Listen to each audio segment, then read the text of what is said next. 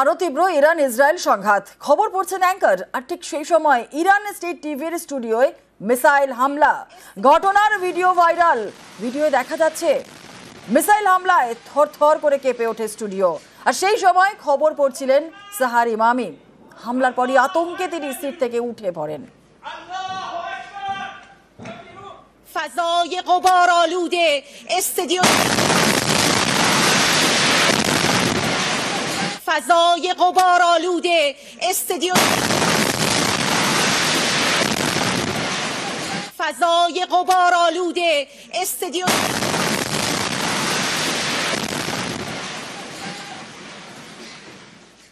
ইরানের আকাশ দখলের দাবি ইসরায়েলের। প্রধানমন্ত্রী বেঞ্জামিন নেতানিয়াহুর দাবি, ইসরায়েলে যুদ্ধ বিমান দখল নিয়েছে তেহরানের আকাশে। অপারেশন রাইজিং লাইনে ইরানকে টার্গেট তেল আভিভের। বেছে বেছে পরমাণু ঘাঁটিতে হামলা, গুঁড়িয়ে দেওয়া হয় একাধিক পরমাণু ঘাঁটি। পাল্টা মারে তছনছ তেল আভিভ এবং ইরানের মিসাইলে ক্ষতি হয়েছে ইসরায়েলের রাজধানীর। ক্ষতিগ্রস্ত তেল আভিভের মার্কিন দূতাবাস এবং মিসাইল হামলায় একাংশ ভেঙেও পড়ে। হতাহতের কোনো খবর না থাকলেও আপাতত বন্ধ দূতাবাস।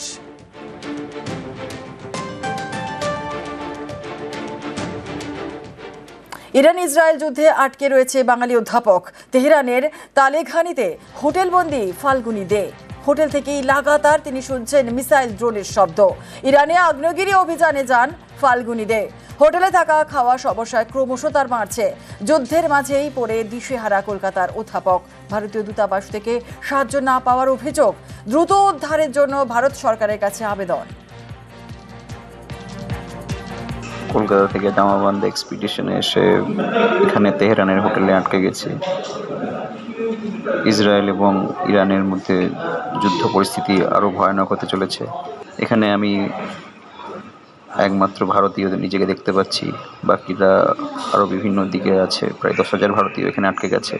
থাকা খাওয়া আস্তে আস্তে জটিল হয়ে দাঁড়াচ্ছে, কারণ এতদিন থাকতে হবে এই প্রত্যাশা নিয়ে আমরা টাকা পয়সা সঙ্গে আনিনি। আমি ভারত সরকারের কাছে আবেদন করব তারা যেন খুব দ্রুত এই পরিস্থিতির একটা সুরাহা করে। আমরাও এখানে আর্থিক অনটনের মধ্যে আছি। কিছু একটা জরুরি ভিত্তিক সিদ্ধান্ত নিয়ে আমাদের এই পরিস্থিতি থেকে উদ্ধার করা হোক।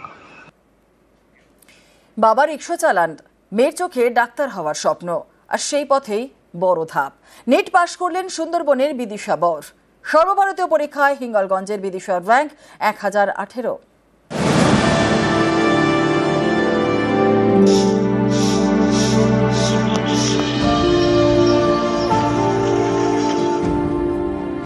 উত্তর 24 পরগনার সুন্দরবনের হিঙ্গলগঞ্জ। এখানকার প্রত্যন্ত গ্রাম বাঁশতলা। এই বাঁশতলার মেয়ে বিদিশা বর হতে চান ডক্টর বিদিশা। সেই মতো এবছর নিট ইউজি পরীক্ষা দেন। এটা সর্বভারতীয় ডাক্তারি প্রবেশিকা। এরকম একটা পরীক্ষায় বিদিশার র্যাঙ্ক 1018।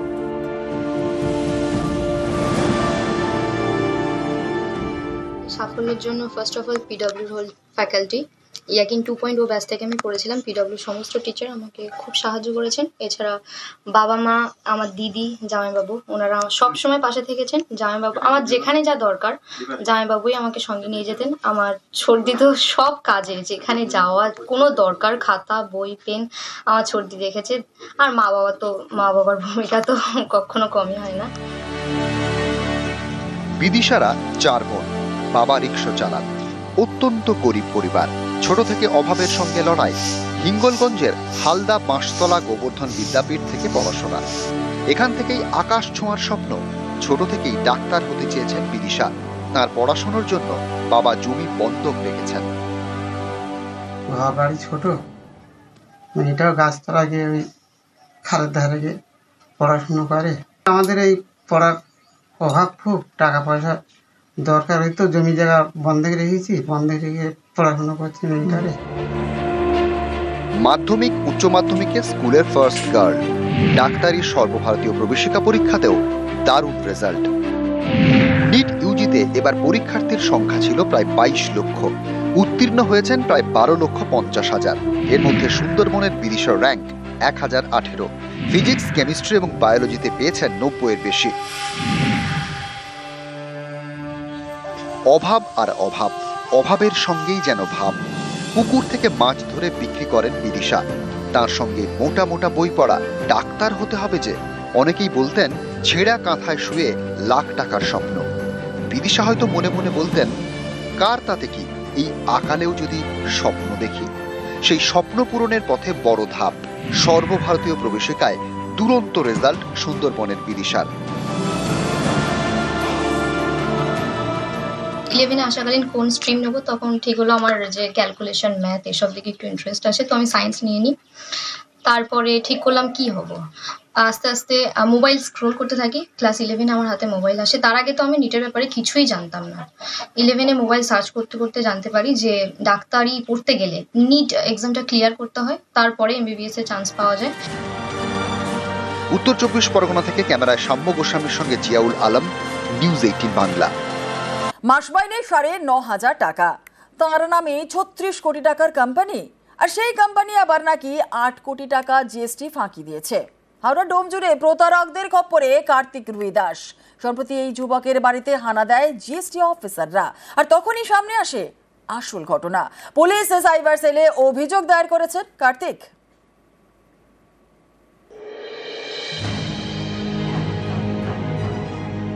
বড় বড় ঘাস আর আগাছার মাঝে সরু রাস্তা, একটু এগোলেই সামনে পড়বে একতলা বাড়ি।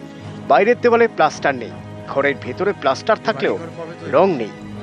এ বাড়ির মালিক একজন যুবক, তিনি নাকি কোটিপতি, যার একটি কোম্পানি আছে, এমন কোম্পানি যারা মাসে 36 কোটি টাকার ব্যবসা করে। এখানেই শেষ নয়, এই কোম্পানির নাকি জিএসটি বাকি রয়েছে 8 কোটি টাকার। অথচ বাস্তবটা কি জানেন? এই বাড়ির মালিক কার্তিক রুই দাস বেসরকারি সংস্থায় চাকরি করেন, মাসে মাইনে পান 9,500 টাকা। সম্প্রতি হাওড়ার ডোম জুড়ে তার এই বাড়িতে হানা দেন জিএসটি অফিসাররা। দীর্ঘক্ষণ জিজ্ঞাসাবাদ করেন, তারপর বুঝতে পারেন আসল গল্পটা কি। স্পষ্ট হয়ে যায় প্রতারকদের খপ্পরে পড়েছেন কার্তিক। তদন্তকারীদের পরামর্শে হাওড়া কমিশনারেট এবং সাইবার সেলে তিনি অভিযোগ দায়ের করেন। আমার মিসেস আমাকে ফোন করে, বলে তুমি যেখানেই আছো চলে আসো, জিএসটি ডিপার্টমেন্ট থেকে এসছে, তোমার নামে নাকি একটা কেডি এন্টারপ্রাইজ একটা কোম্পানি আছে, যেটা মাসের টার্নওভার 36 কোটি টাকা, 7 কোটি টাকা জিএসটি বাকি। এবং ওনারা আমাকে বারবার বলে যে তুমি পয়সার বিনিময়ে কোথাও ডকুমেন্টস বিক্রি করেছো কিনা, সত্যি কথা বলো। আমি বললাম না স্যার। কাগজপত্র বলতে ওরা বলছে যে তোমার আধার কার্ড, প্যান কার্ড এবং ইলেকট্রিসিটি বিল, এই 3টে জিনিস তোমার ব্যবহার করা হয়েছে করে এই কোম্পানিটা খোলা হয়েছে। এমনকি জিএসটি নম্বরটাও নেওয়া হয়েছে, এমনকি ব্যাংক অ্যাকাউন্টটাও আমার নামে খোলা হয়েছে। তো নিজে বুঝতে পারছি না যে কোত্থেকে কি এইসব হয়েছে। নথি অনুযায়ী কার্তিক রুই দাস কেডি এন্টারপ্রাইজ নামে একটি সংস্থার মালিক। পেট্রোপণ্যের ব্যবসা, ঠিকানা দেখানো হয়েছে হাওড়ার ডোম জুড়ে। কার্তিকের নামে আবার ব্যাংকের অ্যাকাউন্ট রয়েছে উত্তরপ্রদেশের নয়ডায়। তদন্তকারীদের দাবি, এর জন্য কার্তিকের Aadhaar card, PAN card, electric bill জাল করা হয়েছে। আর সেই জাল নথিতেই ভুয়ো সংস্থা, যার টার্নওভার কোটি কোটি টাকা। আমি তো খুবই আতঙ্ক, চিন্তায় কি করব আমি কিছু ভেবে পাচ্ছিলাম না যে আমরা এতটাই সাধারণ মানুষ, আমাদের নামে কি করে এত টাকার কোম্পানি খুলতে পারে, বা কি করেই বা ডকুমেন্টসগুলো লিক হলো সেটাও আমরা এখনো চিন্তা করতে পারছি না। খুবই আমরা ভয়ে আছি। আমরা এই বিষয়ে কমপ্লেন করেছি commissioner of police, local Domjur PS এবং আমাদের ওসি সাইবার পিএস। আশাবাদী তারা যথেষ্ট নিশ্চয়ই ব্যবস্থা নেবেন। এই বাড়ির মালিক কিনা মাসে 36 কোটি টাকার ব্যবসা করেন আর প্রায় 7 কোটি টাকার মতন জিএসটি বাকি রেখেছেন।